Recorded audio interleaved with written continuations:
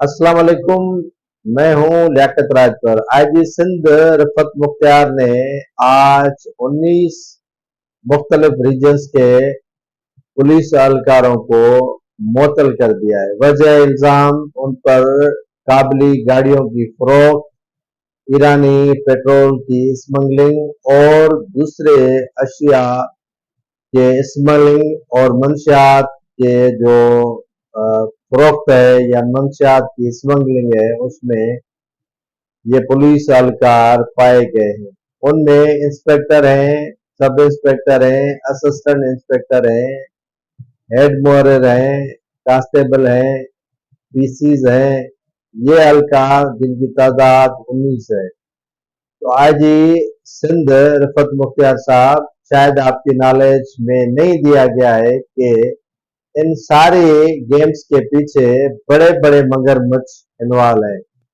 उनमें सियासी रहनुमा हो या आपके डीआईजी और एसएसपी सतह के जो अफसरान हैं, वो इन्वॉल्व हैं इस सारे काले धंधे में।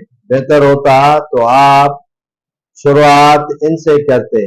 ये काली भेड़ियां जो आपके इन महकमों में छुपी हुई है, ये तो कुछ भी नहीं है जिनको आईजी सिंध ने मुअत्तल कर रखा है। इनसे कहीं और ज्यादा असर रसूख रखने वाले और बड़ी बड़ी पोस्टों पर बरान जमान जो ऑफिसर बैठे हैं, उनमें हाथ डालना चाहिए, जिनके घरों के चूल्हे या घरों का जो किचन है वो ईरानी पेट्रोल की स्मगलिंग से चलता है और कई उनके कारोबार और भी हैं। बेहतर होता कि इनको सदके का बकरा बनाने से पहले आप हाथ इन अफसरान में डालते जो हकीकी तौर पर सप्लाई से लेकर आखिरी रसद तक जो है वो इन्वॉल्व होते हैं।